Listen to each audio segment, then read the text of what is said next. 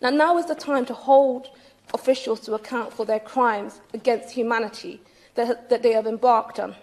So I call for an impartial human investigation into these human rights violence and to begin a process to secure justice for victims and their family. As we try to make sense of the incidents, we must ask uncomfortable questions of ourselves. I'm referring to the fact that British officials trained SARS police squad from 2016 up until this year, 2020, and they also trained the Nigerian army. Now, I have to ask, what did this training actually entail? Could it have prevented escalation of this kind? Now, standing here as a proud British Nigerian, I implore the Minister and colleagues across the House to pursue answers to these questions and do what it can to facilitate Nigerians' fight for freedom.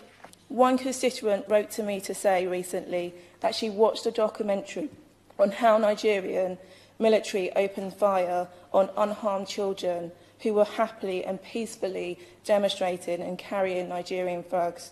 Many were killed mercilessly. She said she cried and said to me, "This could have been anyone."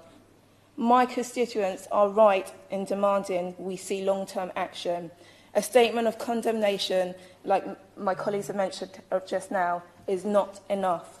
As a country which subscribes to international human rights law, we must be quicker to act to support those who are having their rights infringed upon them around the world. We still see some of those protesters still in detention today, and many others having financial restrictions and other actions taken against them. And I would be interested to know what assessment the Minister has made of the situation today with those who were involved in those protests. But of course, as many have explained today, this massacre and the other atrocities that we've seen are only part of the picture. They are part of a picture of brutality over a number of years, extraordinary brutality and violations by the Special Anti-Robbery Squad, otherwise known as SARS.